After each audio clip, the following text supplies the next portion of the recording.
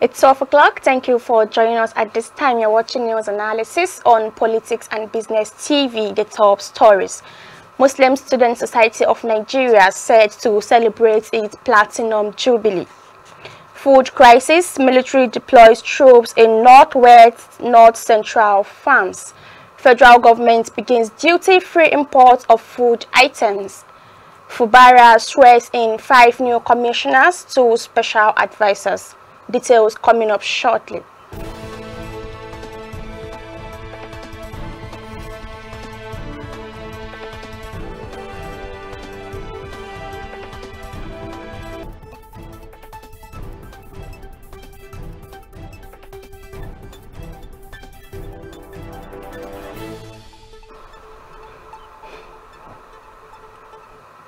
Welcome back. The Muslim Student Society of Nigeria has said it is set to celebrate its 70th anniversary by bringing together its founding fathers. The MSSN, which was established in 1954 by late Alhaji Abdul Latif Adegbite and Babs Fafunwa, had the sole aim of bringing together Muslim students across the country to inculcate the Islamic spirit of brotherhood and spread the religion amongst themselves. A press briefing was held in the MSSN headquarters by the co-chairman board of trustees of the society, former Kano State Governor Ibrahim Shekarau. Our correspondent Abubakar Hajara, who was at the press briefing, has more stories. Muslim students are at crossroads to either survive as Muslims or submit to other faiths. Former Governor of Kano State and co-chairman of the Board of Trustees of the Muslim Student Society of Nigeria, Ibrahim Shekarau, highlighted it as one of the reasons for the formation of the society. The former governor made this known at the press briefing of the MSSN in Abuja ahead of their 70th anniversary, which is scheduled to take place in the month of October 2024. In his briefing, Ibrahim Shekarau noted that in 7 decades, the society has spread across the nation and is having a total number of 37,000 branches and units, making it the most organized society group in Nigeria. The Platinum Jubilee is tagged as a decade of celebrating past success, achievements, and challenges which are still enormous in the society. The entire Muslim community in Nigeria and beyond on the activities of what is known as the Muslim Student Society of Nigeria, MSSN. The Muslim Student Society of Nigeria, as earlier mentioned by the national president, is this year exactly 70 years old. About the oldest Islamic organization in this country. He added this year's celebration will generate data collection of the total number of members in the society's present, former, and even the founding fathers. Since its inception in 1954, the first decade of the society, that was decade of crusade. This was a period when Muslim students were at the crossroads. That was what prompted the formation of the MSSN by its founding fathers.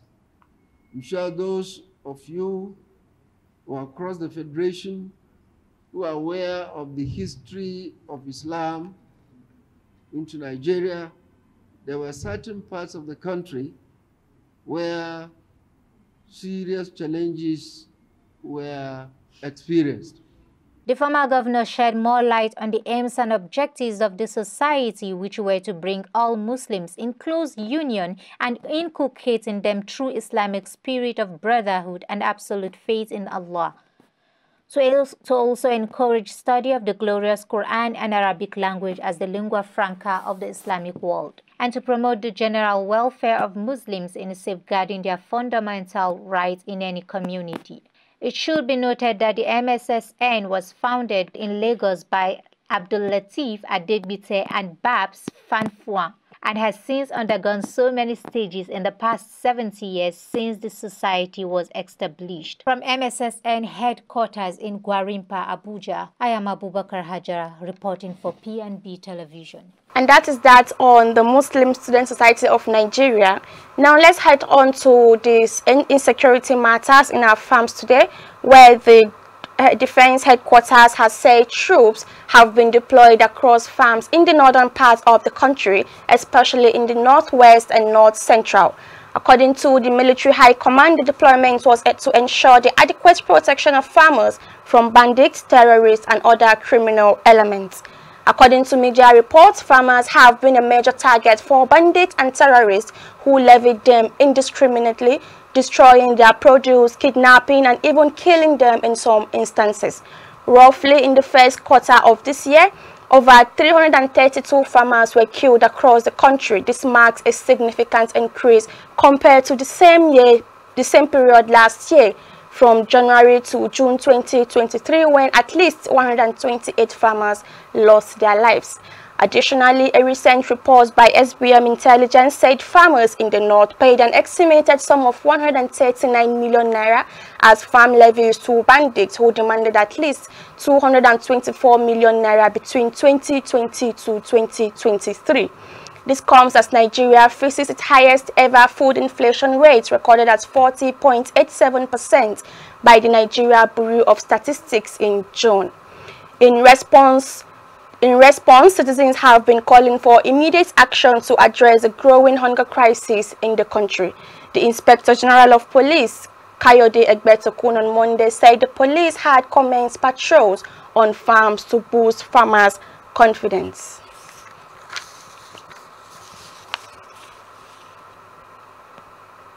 By way of tackling food inflation, the Nigeria Customs Service has been directed to direct the implementation of the 0% import duty and exempt of value-added tax on basic food items. This was after President Bola Tinubu approved the implementation of 0% import duty and exemption of value-added tax on basic food items. The Ministry of Finance confirmed the approval in a letter to the Nigerian Customs Service dated August 8, 2024. The Nigeria Customs Service also confirmed the developments in a document shared with journalists on Monday. Responding, the Comptroller General of the NCS, Bashir Adeniyi, instructed officials of the service to commence enforcement measures. The letter dated August 14, 2024 and signed by the Deputy Comptroller General C.K. Nyagwan noted that the food commodities include maize, husk, brown rice, wheat, grain, beans, and millets. She stated that the policy is restricted to the items listed and is effective from July 15 to December 31, 2024. This is news analysis coming to you live on Politics and Business TV. Still to come, prices skyrocket as petrol scarcity bites harder. Details of this and more after the break.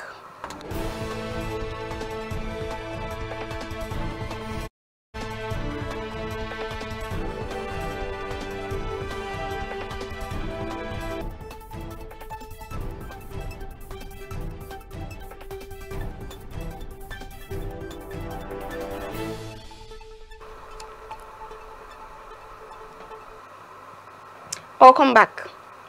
Nigerians have expressed anger and frustration over the prolonged scarcity of premium motor spirits, popularly called petrol, across various states nationwide. It was observed on Wednesday that the scarcity of petrol led to widespread queues by motorists at filling stations in Abuja, Kaduna, Niger, Adamawa, Kano, Bauchi, and Delta states, among others. Although the queues were not severe in the southwest, findings show that the cost of petrol in most of the affected states was close to 1,000 naira to a litre at filling stations. Marketers explained that the southwest had fewer queues petrol because petrol normally moves from the coastal areas in the zone to the north, adding that the recent protests halted the free movement of trucks to other regions. They further noted that suppliers of petrol would first supply their stations in the southwest before moving products to other regions, stressing that the low supply had made it tough to have enough product to take to other states far north. Black marketers took advantage of the situation in states that had severe scarcity as they sold petrol for between 1,200 naira to 1,500 naira per litre, depending on the area of purchase. This led to a hike in transport fares in the affected states, while many passengers spent several man-hours waiting for vehicles at different bus stops to get to their destinations. Oil marketers blamed the prolonged petrol scarcity on the limited supply by the Nigerian National Petroleum Company Limited, stressing that the development had become worse to the point that the national oil firm now allegedly rations PMS to 1 truck per state. NNPC stayed mute when contacted to speak on the persistent fuel scarcity and the claims by dealers that it was rationing PMS supply. And now on politics today, Rivers State Governor Siminalayi Fubara has sworn in 5 new commissioners and 2 special advisors to serve in the State Executive Council. The newly sworn-in commissioners are Mr. Ilamu Abwa, Dr. Roland Obed-White, Mr. Austin Nadozi, Mr. Samuel Eyiba, and Dr. Samuel Anya, while Mr. Forgive Amakri and Mr. Acho Nna were sworn in as special advisors. Speaking during the event, Fubara urged the new officers to work towards achieving the objectives of his administration, reiterating his administration's commitment to implementing projects that would have direct positive impact on Rivers State people. The governor urged them to see their appointment as an opportunity to serve the state and not an opportunity to make economic gains, further urging the new appointees to add value to the State Executive Council by contributing ideas that would promote good governance. Still, you are watching news analysis live on Politics and Business TV. Join us after the break as we discuss food insecurity in the country. Can government waiver save the situation? See you shortly.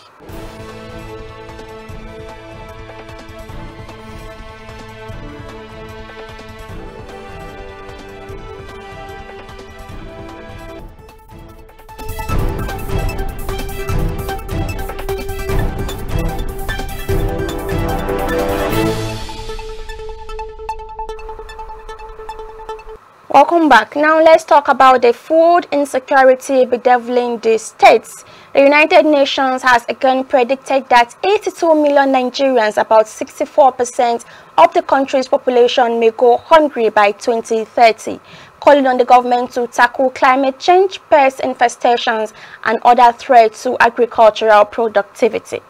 The prediction comes in the wake of a persistent hike in food prices in the country.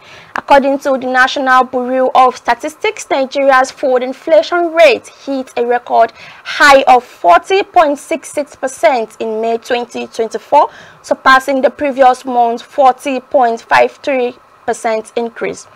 This surge represents the largest year-on-year increase in food prices since records began in 1996. Historically, food inflation in Nigeria has averaged 13.42%, with the lowest point of minus 17.50% in January 2000. In 2023, the Food and Agriculture Organization predicted that no fewer than 2.6 million Nigerians in Borno, Sokoto, and Zamfara states and the FCT may face a food crisis between June and August 2024. According to a government-led Cadre harmonized analysis released in March 2024, approximately 4.8 million people in Borno, Adamawa, and Yobe states are experiencing severe food insecurity, the highest level in 7 years. Also, as Nigerian workers commemorated the 2024 May Day, organized labor expressed concern about the country's rising food prices and fuel scarcity, saying that the current situation threatens the survival of workers.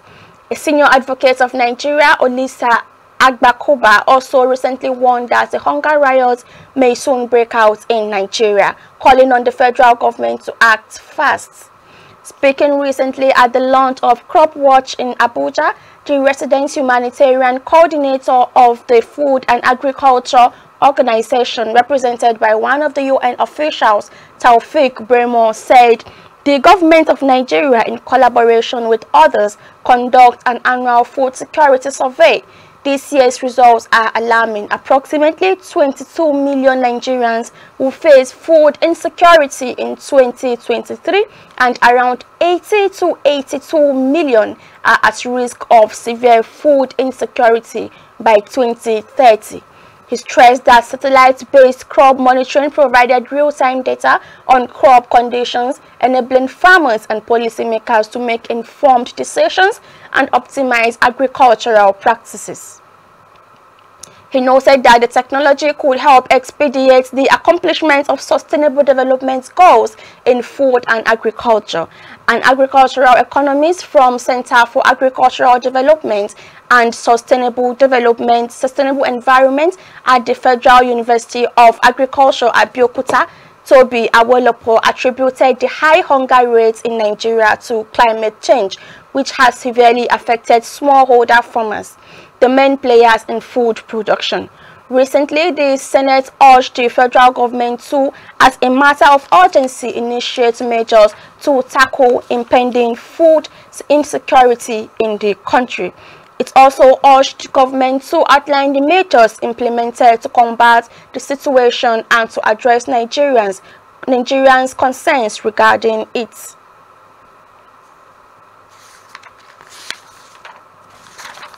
The Senate's resolution followed adoption of a motion on the urgent need to address food insecurity and market exploitation of consumable goods in Nigeria at plenary. The National Council on Nutrition in July approved new measures to combat malnutrition and food insecurity in Nigeria. This followed the council's meeting chaired by Vice President Kashim Shettima at the State House of Assembly. Among the approved measures is the establishment of a national nutrition dashboard to be hosted by the Federal Ministry of Budget and Economic Planning, which will also be uploaded on the website of the NCN. The tool, the federal government said, aims to provide better oversight and coordination of nutrition related initiatives across the country and to a larger extent tackle food insecurity. Food insecurity in Nigeria. Can government waiver save the situation? Malam Yushua Aliyu, our in-house economist, will be joining us in a moment to analyze this topic. See you shortly.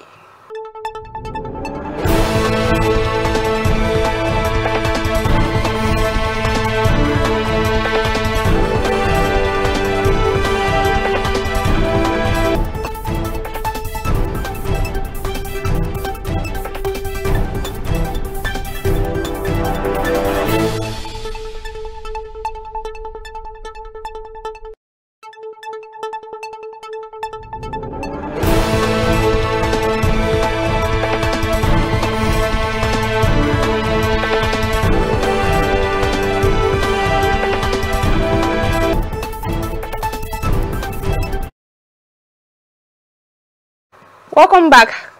So with me via phone call, I have Dr. Yushua Aliyu, our in-house economist, who will be analyzing today's topic, food insecurity in Nigeria.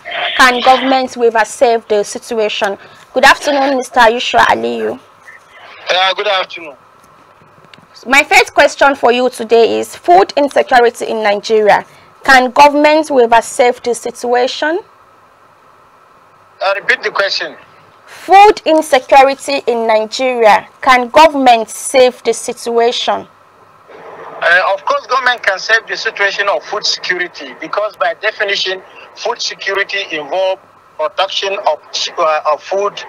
That is one. Second, good storage of food. Third, good pricing of food. And then good availability at affordable prices. These are the things, these are the components that entails food security in any nation.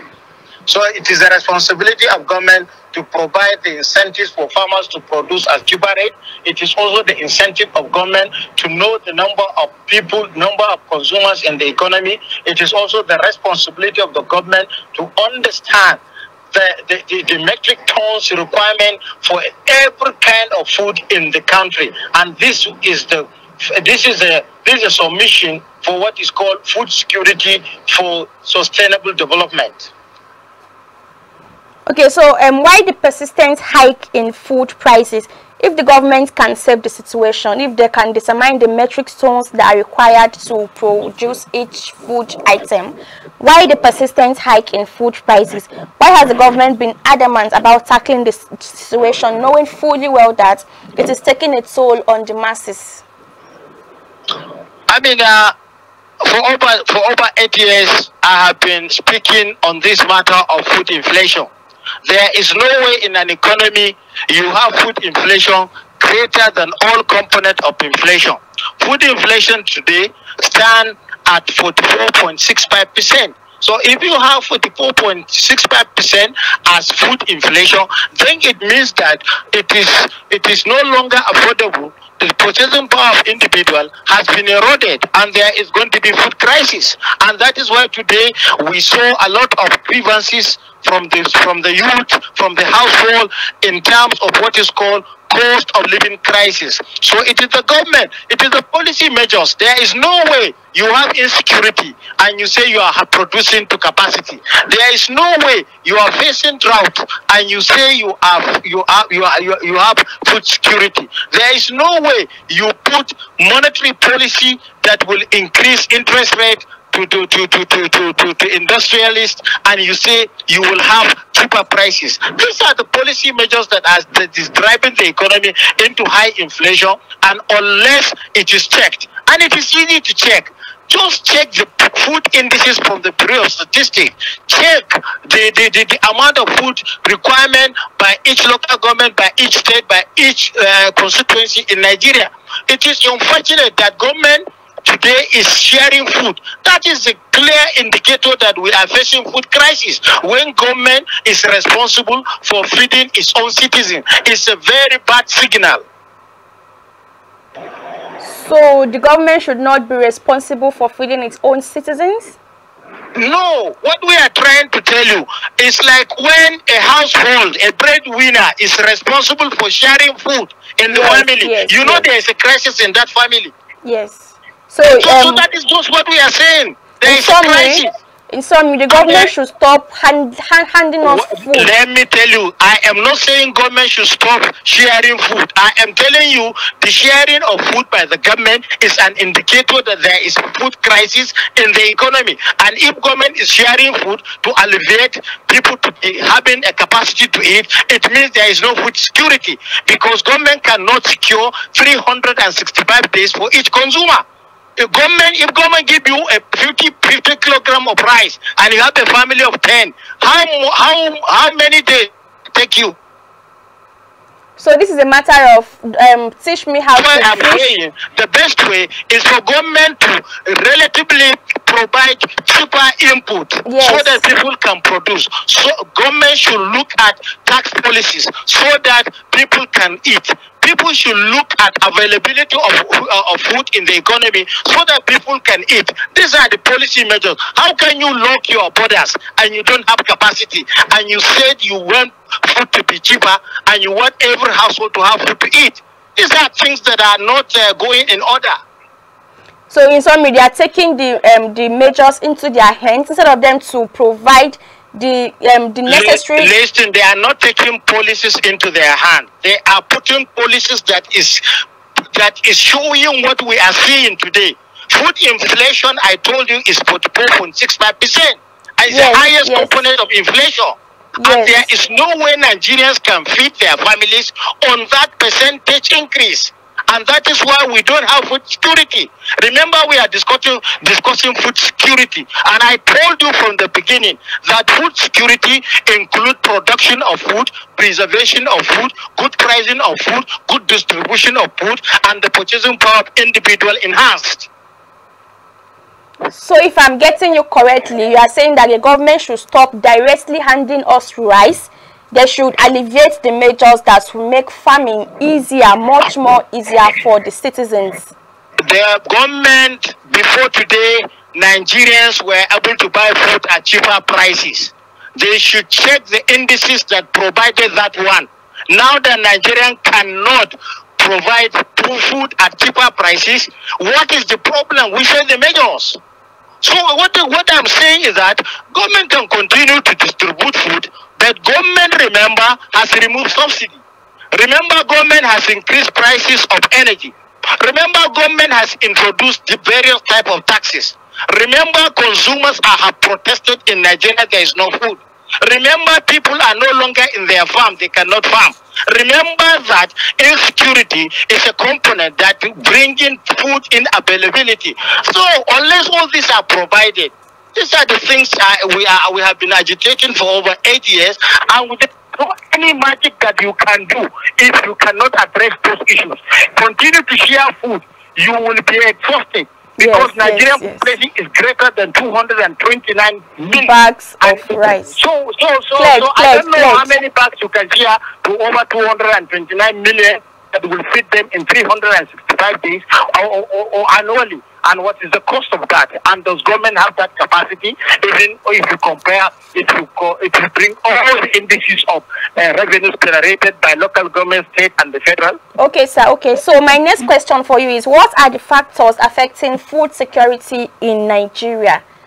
I have already said the factors. The factors are insecurity. Farmers are no longer farming. There is high cost of input. Fertilizer that is 50 kilograms is 50,000. So all these things cannot bring prices down and cannot secure the economy. And at the same time also, we don't know the total number of consumers in the economy. We are just pretending. We don't know the number of what? Who knows the number of Nigerians? Do you know the number of population of Nigerians? Because census has not been conducted for a while. Since I was born, I've never been counted. So I don't even believe there's population census in Nigeria. You have never been counted as Nigerians. But they are still making provision for you that you using ABC you will eat. So that is how corrupt the government of today is. I am not saying corruption. I'm saying these are things that are not going normal. So aside insecurity and provision of fertilizers, there is no other thing that should be done for security of monetary policy, fiscal policies. Okay. All these are policies that is not helping Nigeria to have enough food to contain the population. Okay, so when we talk about food security, we should also talk about price regulation or price control measures. What are the measures being put in place by the government the price of input to control the price? If you cannot price of input, you cannot control inflation. If you cannot, if you cannot, I said if you don't control the price of input, there is no you control the price of output.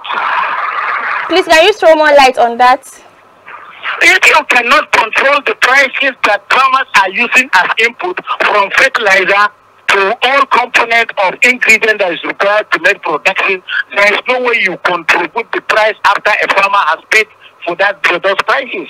So how do they control this price of input? That's what we are saying, that government will come in to control this inflation, to control exchange rate, to make sure that there is availability at the right time of all the input required to make production in agri.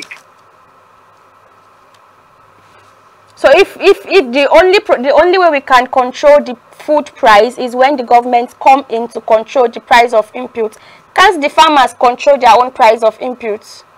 How can farmer control the price of input? Is the farmer producing fertilizer? Is the farmer producing insecticide? Is the farmer producing PMS and AGO? Is the farmer controlling other complementary goods that he requires to make production? Is the farmer controlling the security of his own land? It's something that will do that. So as an economist, how do you view the food situation in the country, and what are the strategies? What strategies will you advise the federal government to employ in order to fix this? Simple and direct. Nigeria must know the metric food requirement of the existing population. If you don't know the total number of population, you don't know the total number of metric food requirement, then there is no way you assure that you have food security, and there is no way you control food inflation. And we have discussed earlier on all the components that is required to check. These are policy measures, because a farmer is not the farmer. Some farmers recommended the closure of border, not knowing that by closing our borders, by making production, by consuming other goods, definitely they are going to pay prices, and those prices are always in place as multiplier of any item produced in Nigeria. Meaning that if, for instance, you want pension, and that is where we are. And since the beginning we say it's wrong. There is no way you say farmers must be rich. There is no way. Farmers must be rich. And you decide to close your borders and put inflation, even when you have deficit, and you expect demand and supply to be equal. It's impossible. It can never be equal. It can never be sustained, and prices must be increasing.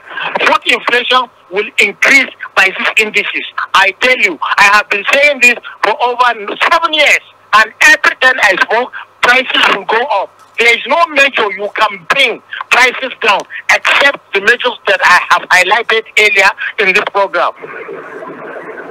So let me take you back to price control.